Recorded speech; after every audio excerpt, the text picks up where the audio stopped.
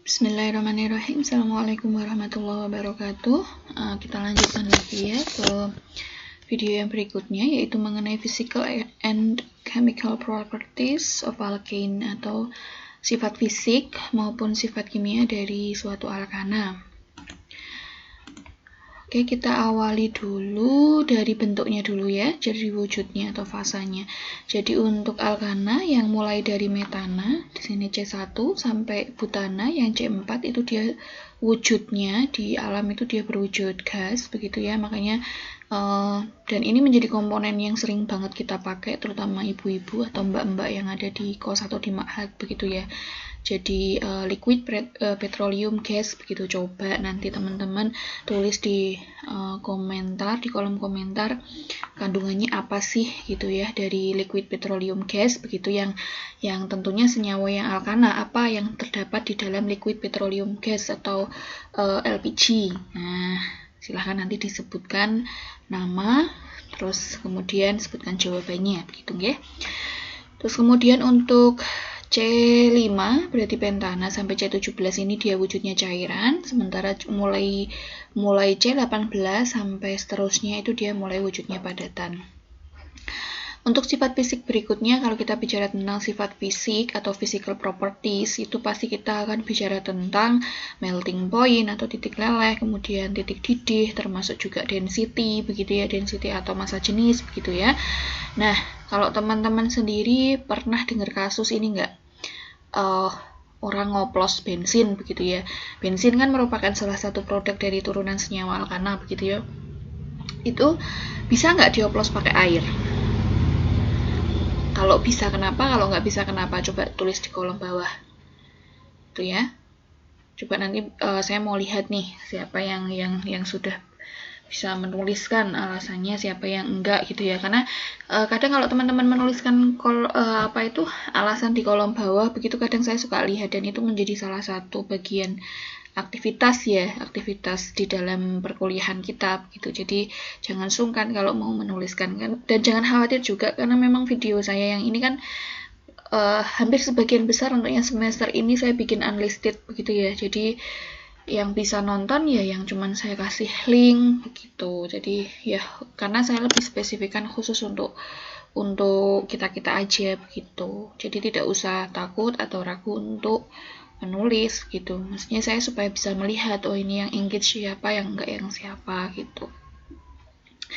Baik, untuk sifat fisik alkana tadi ya kita lihat dari yang orang ngoplos bensin begitu ya. Itu biasanya pakai apa? Pakai air bisa nggak kira-kira? Pintar yang menjawab nggak bisa. Berarti Anda benar, begitu ya. Karena dia adalah senyawa yang non-polar. Perlu teman-teman ingat juga prinsip like dissolve like. Jadi like dissolve itu kan melarut. Jadi sesuatu yang polar itu dia akan melarut ke yang cenderung polar.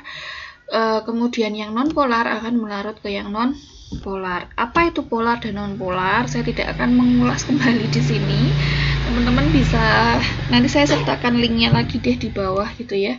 Bisa lihat video saya sebelumnya yang di Kimdas ya, itu sebenarnya ya saya bikin videonya terkait dengan ikatan kovalen polar dan non-polar begitu ya. Jadi untuk menentukan ini nanti teman-teman terutama yang mau penelitian gitu, itu sangat penting tahu prinsip dari polar dan non-polar ini, karena biasanya kan kalau teman-teman mau penelitian misalnya mau mengekstrak suatu senyawa begitu, misalnya dari kurma atau dari daun ketapang atau yang lain, itu kan teman-teman perlu menarik gitu ya.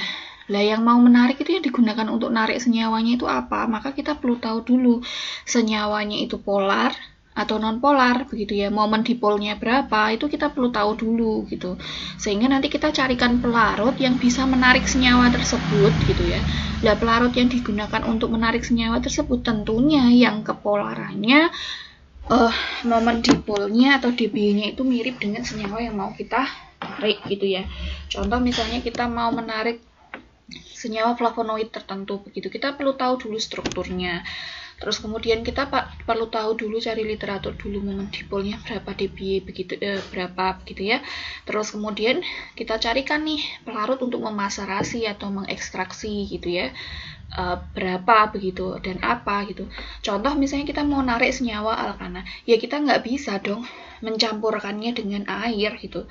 Kenapa? Karena air polar kan, air polar, senyawa alkana ini non polar. Kenapa kok bisa non polar? Lah itu lihat lagi kembali video saya terkait dengan ikatannya ya, tentunya begitu ya. Nah,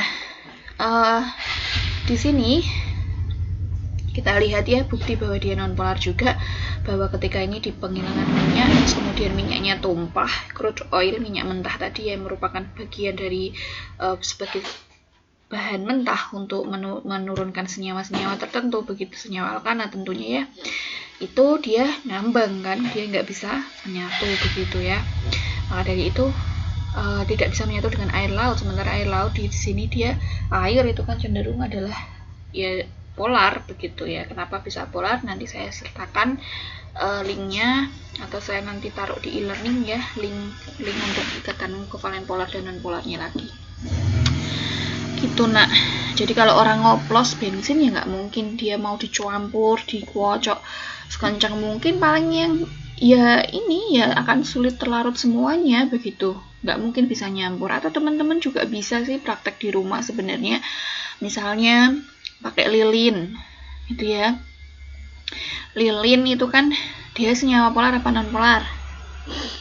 Pintar, senyawa non polar karena dia turunan dari si apa itu tadi ya, yang residu untuk yang dari crude oil itu kan, parafin begitu ya. Misalnya teman-teman lelehkan dulu, nanti kan jadi wujudnya cair tuh lilin tuh ya.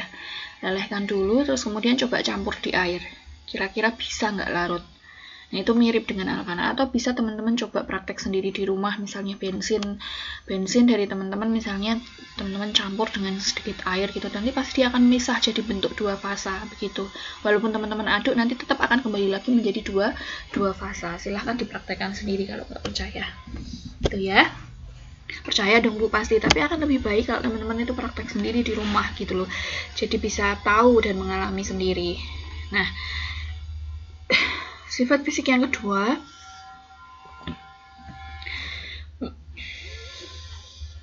maaf lagi ini,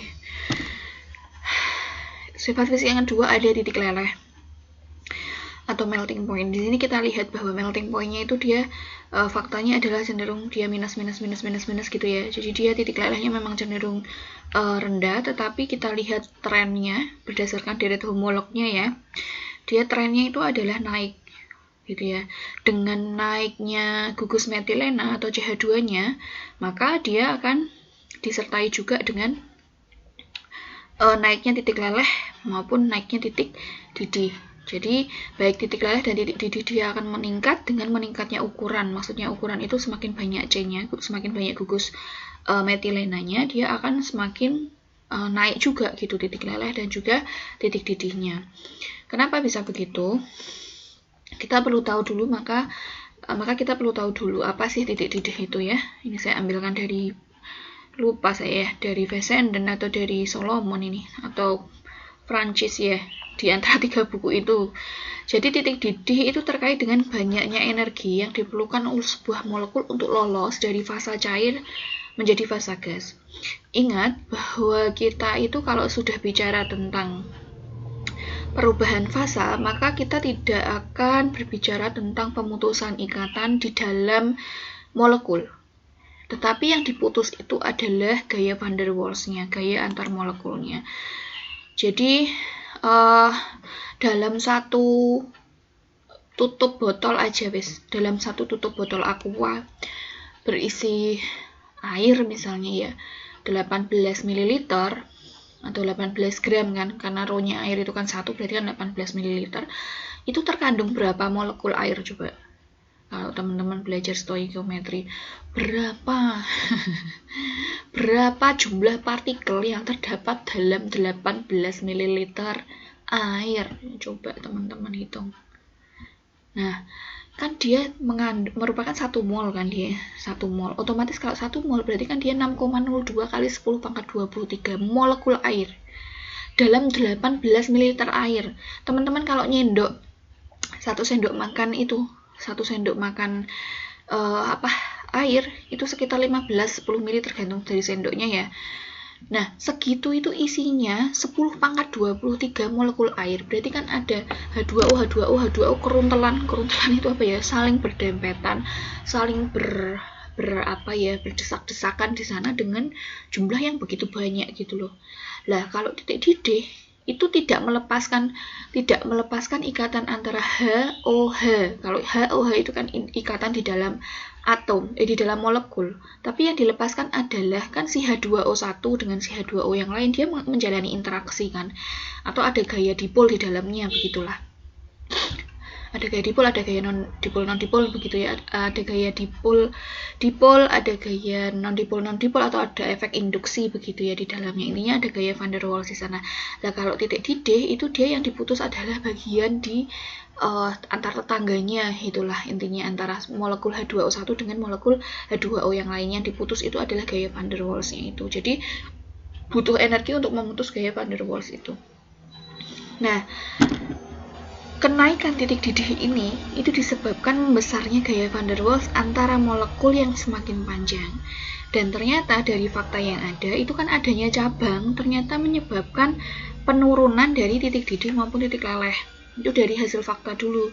Terus kemudian para peneliti berusaha mencari tahu, why, kenapa bisa begitu faktanya, gitu kan, polanya seperti apa gitu loh. Nah, terus kemudian didapatkanlah suatu teori bahwa adanya cabang itu menyebabkan terganggunya gaya van der Waals sehingga menyebabkan gaya tarik antar molekulnya itu menjadi lemah. Nah, kalau gaya antar molekulnya itu menjadi lemah, otomatis ketika ada panas atau energi sedikit itu sudah mudah banget melepaskan gaya van der Waals yang ada di dalamnya, sehingga yang tadinya cairan terus dia gampang banget lolos menjadi fase gas, atau dia mudah sekali titik didihnya menjadi lebih rendah begitu dengan adanya cabang. Ini contohnya, analoginya ya. Ini misalnya di dalam satu tempat begitu dia hanya ada 2 molekul CH4. Nah, gaya van der Waals ini diibaratkan ada yang merah-merah ini loh. Nah, kalau ikatan kovalen itu kan yang ada di antara CH4-nya ini. Maaf. C sama H itu kan berarti gaya di dalam molekul CH4-nya. Tapi ini kan gaya van der Waals itu kan yang berada di antara atau gaya di antara molekul ini. CH41 dengan CH4 yang lain kan dia diikat juga sama gaya. Kenapa disebut gaya? Karena kekuatan ikatannya itu tidak sebesar ikatan kovalen, ikatan ionik gitu loh. Jadi makanya disebut hanya gaya aja gitu loh, terimbas aja begitu. Nah, di sini kita lihat ini sama-sama 1, 2, 3, 4, 5. Apa ini? Ini normal pentana. Yang di sini juga berarti C5H berapa ini? Hanya ada berapa? Ayo hitung. C5H12 gitu ya. Terus yang di sini juga sama nggak? C5H12. Hitung sendiri coba. C-nya ada 5, H-nya ada 12. Sama kan sebenarnya. Jadi ini kan sebenarnya C5H12 ini juga C5H12. Hanya yang membedakan adalah strukturnya ini lurus, yang strukturnya ini dia bercabang begitu. Nah, data yang didapat boiling point-nya atau titik didihnya ini 36 derajat Celcius yang pentana ini. Sementara yang di sini kok turun banyak begitu loh, padahal sama-sama rumus molekulnya C5H12, dua-duanya ini gitu loh. Nah, coba kita perhatikan nih di sini merah-merahnya ini loh. Nah, ini gaya van der Waals-nya di sini. Kalau misalnya kita butuh energi untuk melepaskan ikatan ini, kita butuh lebih banyak energi di sini. Kenapa? Ini dengan ini ada gaya yang dekat di sini tuh. Ini juga dengan ini harus diputus. Ini dengan sini juga harus diputus. Ini dengan sini juga harus diputus. Ini dengan sini juga harus diputus begitu loh. Sehingga dia membutuhkan energi yang lebih banyak untuk memutus 5 efek induksi di sini begitu loh. 5 gaya yang ada di sini. Sementara dengan adanya cabang, di sini coba ini kan jauh di sini ya. Sehingga tidak terlalu terinduksi di sini. Ini yang dekat yang butuh diputus dengan kekuatan yang lebih besar kan cuman ini di sini, seret gitu, cuman 1, sehingga energi yang dibutuhkan untuk dia lolos menjadi fase gasnya itu menjadi lebih sedikit gitu, sehingga berimbas pada penampakan boiling point-nya atau titik didihnya menjadi jauh lebih rendah, walaupun rumus molekulnya sama, C5, C-nya jumlahnya sama, hanya sama, terus cuman yang membedakan hanya yang ini bercabang, yang ini rantai lurus. Paham ya sekarang ya? Nah, coba teman-teman kerjakan ini nih. Mana nih yang apa itu? Yang cocok nih. Nah, ini kan lebih tinggi dibandingkan ini. Mana yang lebih tinggi kira-kira? Ini C-nya jumlahnya sama nggak dengan yang di bawah? C-nya sama, hanya sama atau tidak? Iya, dua-duanya sama. Cuman yang satu rantai lurus, yang ini ada cabangnya. Maka dari itu nanti kemungkinan besar yang boiling point-nya lebih tinggi adalah yang endekana. Kita masuk ke sifat kimia dari alkana. Nah, chemical properties of alkenes begitu ya. Kita sudah tahu di awal di video yang sebelumnya saya sudah pernah menyebutkan bahwa alkana itu adalah hidrokarbon jenuh begitu ya. Kenapa dikatakan jenuh? Karena memang dia sulit gitu, sudah sulit bereaksi beda sama si alkena dengan si alkuna begitu ya. Dia unreaktif begitu, sulit bereaksi gitu karena jenuh tadi ya. Lah kenapa kok bisa jenuh ya? Karena itu tadi ikatan ciri khas dari yang alkana itu kan dia nggak punya ikatan pi ya, dia hanya punya ikatan sigma, makanya are very strong begitu, sehingga difficult to break atau sulit untuk dipatahkan gitu ikatan di dalamnya, sehingga dikatakan bahwa mereka itu tidak bereaksi dengan asam, basa-basa maupun logam-logam maupun agen-agen pengoksidasi begitu. Makanya kemudian disebutnya itu parafin begitu ya, little affinity, karena dia sulit sekali gitu didekati, diajak reaksi itu dia sulit begitu loh. Sehingga makanya kalau untuk alkana sendiri itu menjalani reaksinya ya paling cuman pembakaran, terus kemudian substitusi begitu ya. Nah, reaksi dalam alkana ini di sini ada pembakaran dan juga substitusi saja. Untuk yang pembakaran sendiri nanti untuk alkana itu bisa menjalani reaksi pembakaran komplit atau sempurna dan reaksi pembakaran yang tidak sempurna gitu ya. Jadi semua alkana itu memiliki similar chemical properties atau sifat kimia atau reaksi kimia yang sama gitu, karena dia keluarga besar alkana, sifatnya menjalani reaksinya ya sama begitu, pentana, terus kemudian butana, terus kemudian sampai yang dekana itu juga sama, dia akan menjalani combustion juga gitu loh, bisa menjalani reaksi combustion. Nah, kita langsung saja ya ke yang pertama, yang reaksi pembakaran.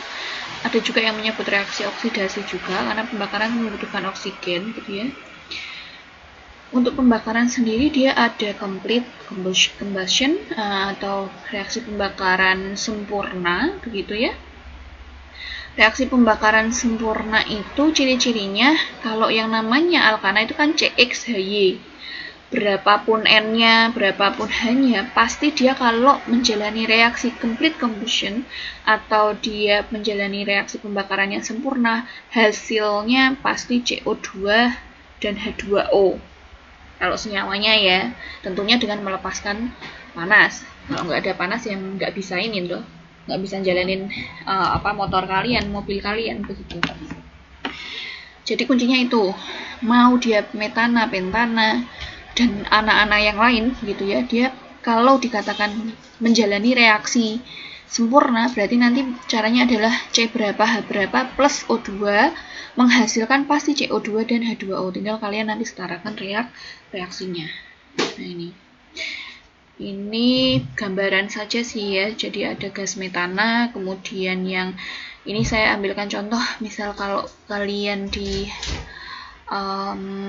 pakai biogas begitu atau pakai LPG di dalamnya kan juga ada propana, ada metana juga gitu ya, cuman kadarnya aja yang berbeda nanti konsentrasinya.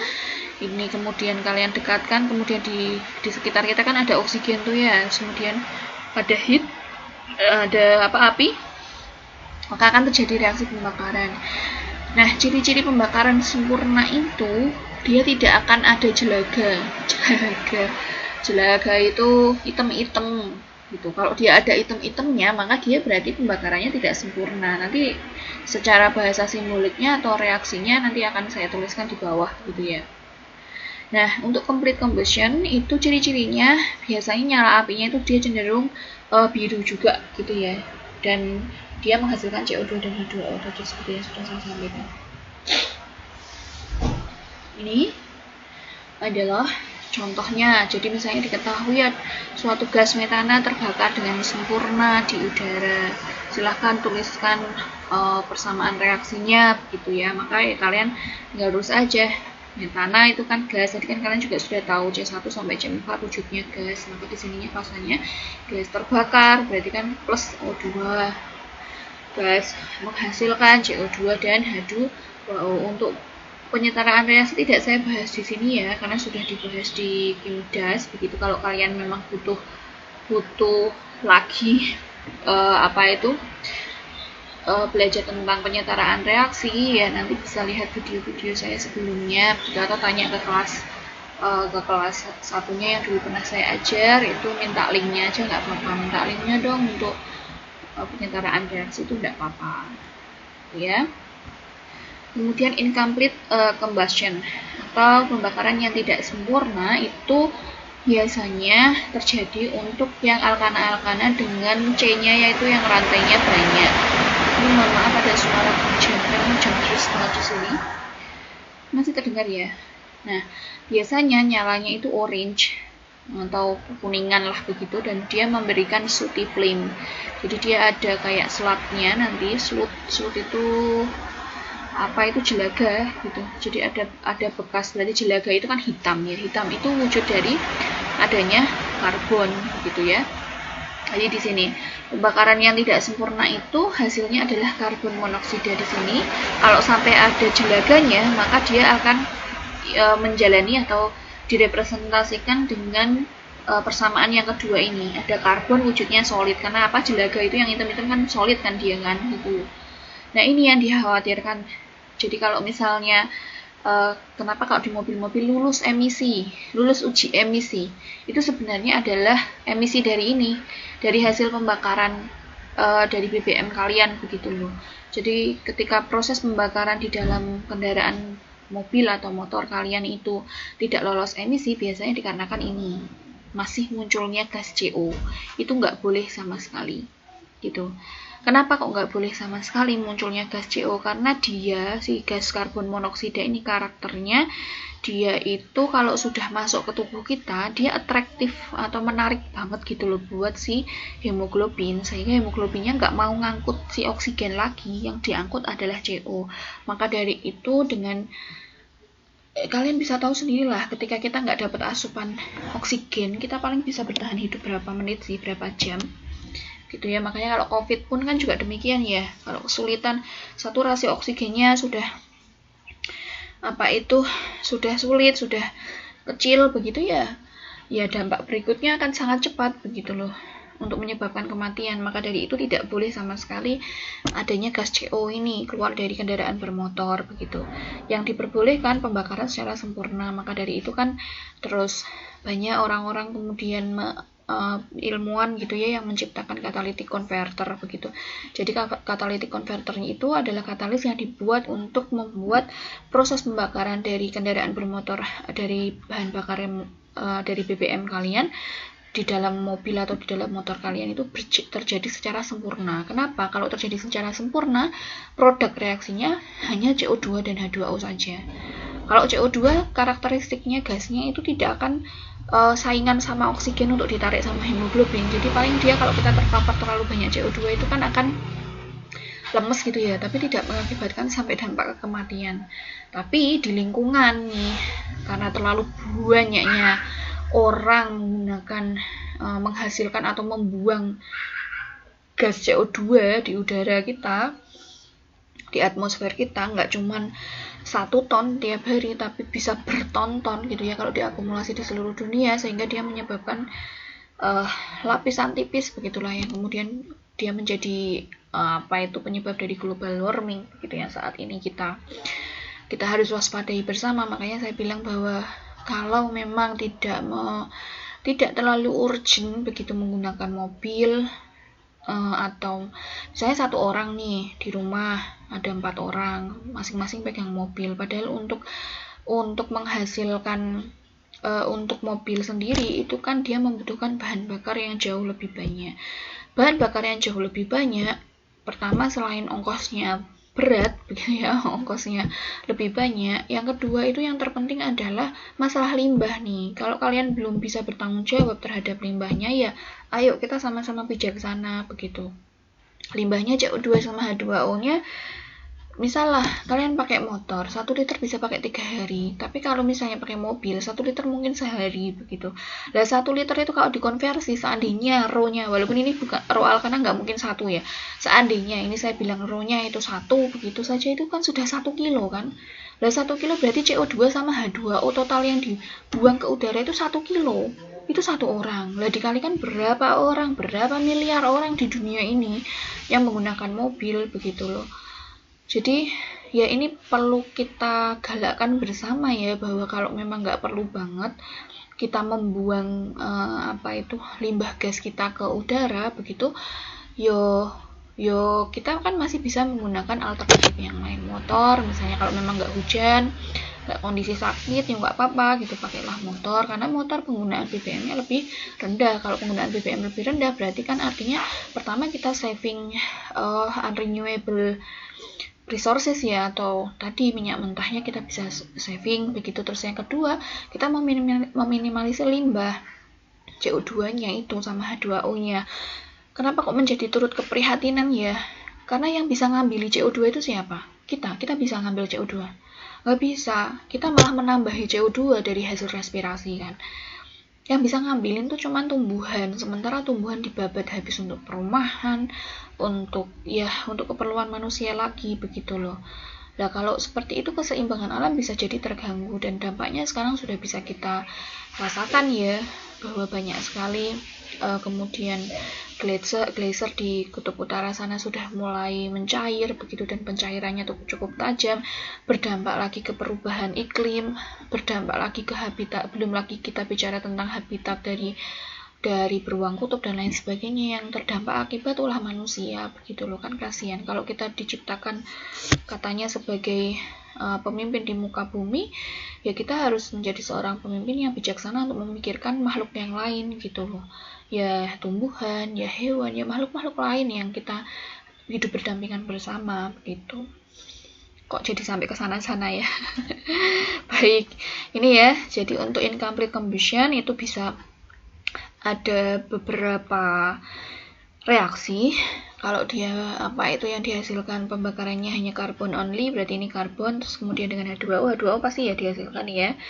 Terus kemudian ini loh yang paling ditakutkan itu yang ini, yang kedua, ketika yang dihasilkan adalah karbon monoksida gitu. Karena ini nggak ada karbonnya, berarti kan full kadar karbon monoksidanya itu tinggi begitu. Itu kemudian juga alkana itu juga menjalani reaksi substitusi begitu ya. Jadi kalau substitusi itu apa sih Bu?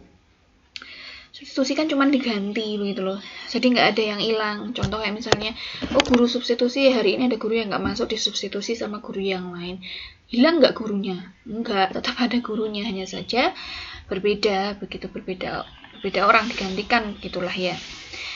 Jadi kalau misalnya ini H begitu ya, ini diganti sama Cl yang ada di sini gitu, sehingga hasilnya produknya adalah CH3Cl plus HCl atau fluorometana begitu ya, ini di sini. Nah, ini reaksi substitusi ini sering banget terjadi. Contohnya itu adalah ketika dia kena sinar UV. Terus kemudian kena gas klorin, begitu dia akan menjalani reaksi substitusi begitu ya. Pernah dengar nggak ya kebocoran gas freon begitu ya? CFC kan dia kan. Jadi ketika ada kebocoran gas freon, gasnya itu nanti ketemu sama sinar UV, maka akan terjadi reaksi substitusi. Dan kalau reaksi substitusinya seperti ini aman, maksudnya dia tidak akan membentuk radikal bebas. Yang dikhawatirkan adalah ketika dia itu membentuk radikal bebas begitu. Kalau dia bentuk radikal bebas, maka dia ketika ketemu molekul-molekul yang lain begitu ya, misalnya ketemu ozon begitu, maka si ozon ini juga akan diikat kemudian menjadi radikal bebas yang lain lagi, dan dia akan seperti reaksi berantai begitu loh, reaksi berantai sampai nanti dia ketemu suatu zat yang memang disebut sebagai anti radikal bebas atau antioksidan begitu ya biasanya itu. Makanya kita dibilang atau disarankan untuk sering memakan makanan yang memiliki antioksidan tinggi sebenarnya karena mencegah radikal-radikal bebas. Jadi si antioksidan ini itu dia memberikan satu elektron begitu. Jadi radikal bebas itu kan ketika dia reaksinya itu ada satu elektron begitu. Jadi dia mutus kan harusnya mutus dua buah elektron ya. Jadi atau sepasang ikatan gitu loh.